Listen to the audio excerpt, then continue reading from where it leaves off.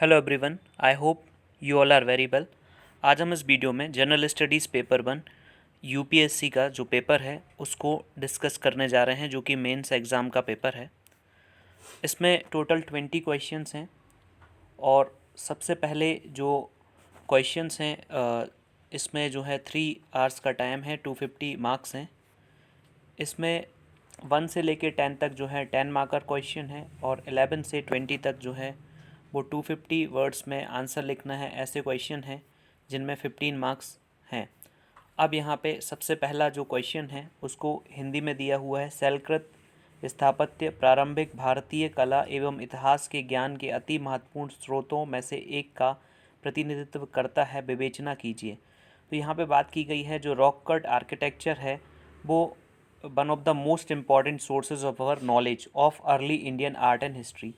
तो जो rock cut architecture है वो one of the most important source है नॉलेज का अर्ली इंडियन आर्ट और हिस्ट्री के बारे में, उसको डिस्कस करना है।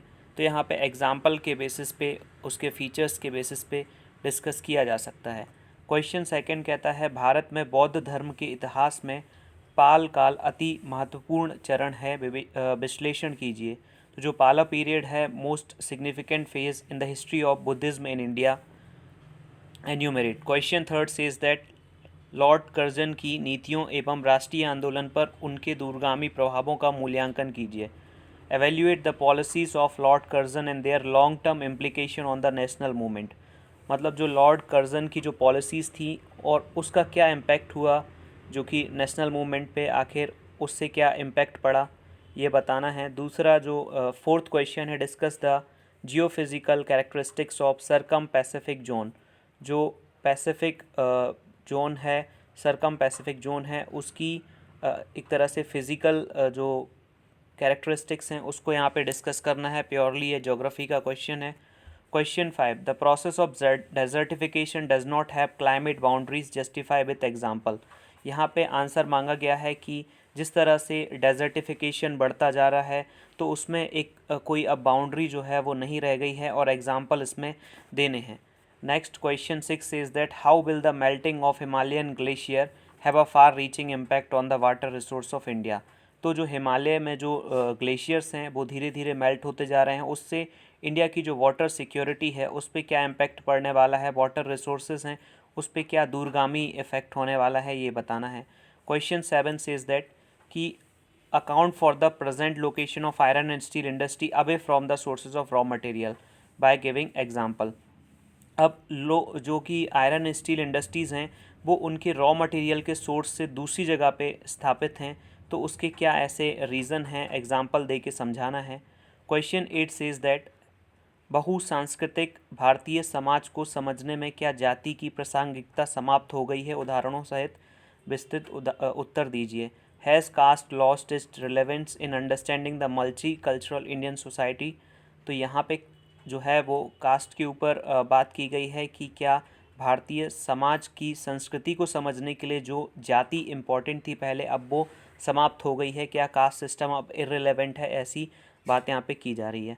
नेक्स्ट क्वेश्चन नंबर 9 जो है कोविड-19 को लेके एक क्वेश्चन यहाँ पे दिया हुआ है। कोविड-19 पेंडेमिक ने एक्सेलरेट किया है क्लास इनइक्वालिटीज़ को।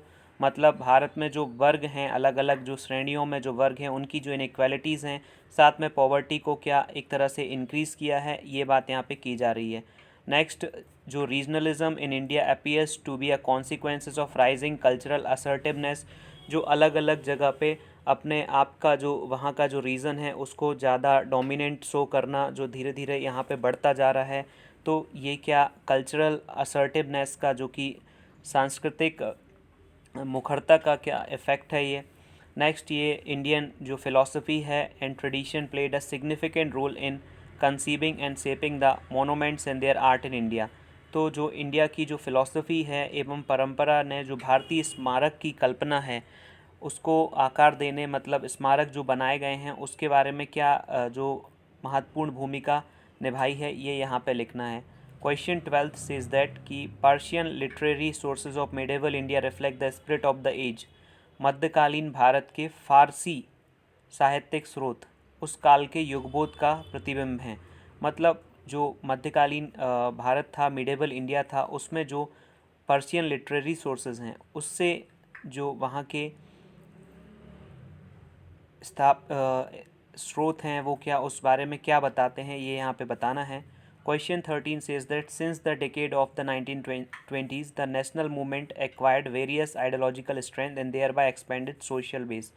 कैसे कैसे जो 1920 में जो राष्ट्रीय आंदोलन था उसमें अलग अलग जो वैचारिक धाराएं हैं उन्होंने अलग अलग लोगों की जो आइडियोलॉजी है उसको इंट्रोड्यूस किया गया और अलग अलग उसमें लोग जो है वो जुड़ते चले गए। किस तरह से ये सब हुआ ये बताना है। नेक्स्ट जो 14th क्वेश्चन है इसमें बात की गई है the interlinking of river can provide viable solution to the multi dimensional inter related problems of drought. अगर रिवर को इंटरलिंक किया जाए तो उससे जो बहुत सारी जो प्रॉब्लम्स हैं जैसे कि ड्रॉट की समस्या, फ्लड की समस्या, इंटरप्टेड नेविगेशन है, उसको जो है बचाया जा सकता है। क्वेश्चन 15 सेज दैट कि जो मिलियन प्लस सिटीज़ हैं उनमें जो फ्लड हो रही है जैसे कि हैदराबाद, पुणे, उनकी क्या रेमेडीज़ है, उनके क्या उपाय हैं, उनको स्थायी निराकरण करने के लिए क्या उपाय हैं।